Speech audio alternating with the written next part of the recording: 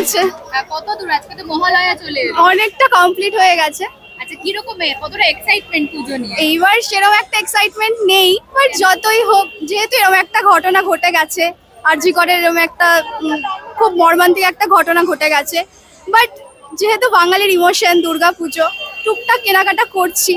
যতই হোক এটাই চাই, পুজো আসুক, মা দুর্গা আসুক। মা দুর্গা যেরকম ভাবে অশুভ শক্তির দমন করে পৃথিবীতে শুভ শক্তির করেছে, সেরকম যেন হয়। পুজোটা সবার ভালো কাটুক, এটাই চাই। পুজোর এক্সাইটমেন্ট কিরকম? সেরকম কোনোভাবেই নেই। টুকটাক যেগুলো ছোট বাড়িতে ছোট ভাই আছে, তো নর্মাল সেগুলো করছি, না করলেই নয়। বাট একটা কথা বলতে, আমাদের যে আরজি করে যে ঘটনাটা ঘটে গেছে, তার মা বাবার জন্য প্রচণ্ড পরিমাণে কষ্ট হচ্ছে। আমরা চাই সবসময়ের জন্য দোষী শাস্তি পাক, দোষী এমন কোনো শাস্তি পাক যাতে আমাদের এই সাধারণ মানুষের যে ঘরে ঘরে যে এরকম ঘটনা ঘটে যাচ্ছে যাতে ভবিষ্যতে না ঘটে। পুজোর কেনাকাটা হয়ে গিয়েছে?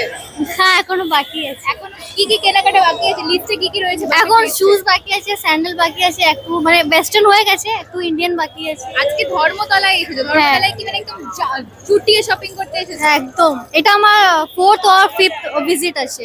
এর আগে এই যে এখন এসেছি। আচ্ছা, ধর্মতলাতে? ধর্মতলাতে, হ্যাঁ, এটা আমার ফেভারিট শপিং প্লেস। আচ্ছা, এর আগেও এসেছি পরশুদিন। আচ্ছা, হ্যাঁ, পরশুদিনও এসেছি, খুব ভিড় ছিল। এখন এসেছি আরো দুটো বাচ্চাকে নিয়ে। আমরা এসেছি এই দুটোর থেকে। আচ্ছা, পুজোর ভাইবটা এবারে কি বুঝছো কলকাতায়?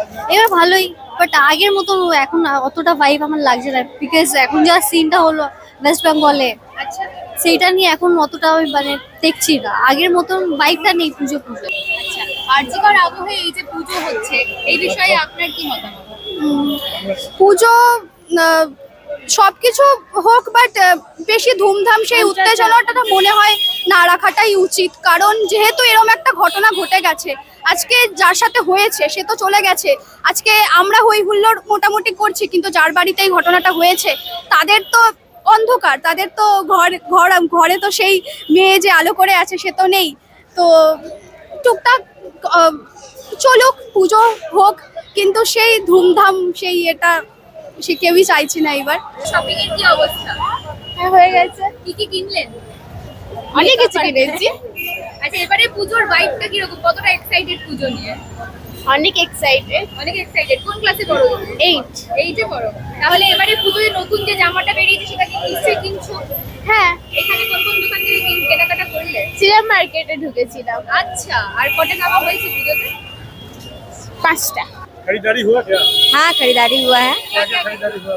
जीन्स अपना पसंद का कपड़ा हुआ है, जीन्स टॉप, जूता लिए हैं। मतलब लड़का टाइप का कपड़ा पहनना पसंद करते हैं वो।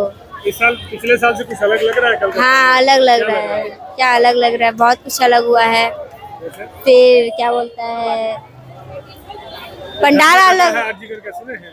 हाँ, सुने हैं। उसके बाद क्या लगता है माहौल कोलकाता का थोड़ा सा बदला है? लोग नहीं बदला है, नहीं बदला है, एकदम नहीं बदला है। एकदम जैसा का तैसा है। कुछ मतलब ये नहीं हुआ, सुनवाई नहीं हुआ कुछ भी। पूजा में क्या प्लान है? पूजा में तो थोड़ा बहुत घूमेंगे ही। পুজো নিয়ে মোটামুটি ভাবছি ভালোই হোক। ভালোই হোক।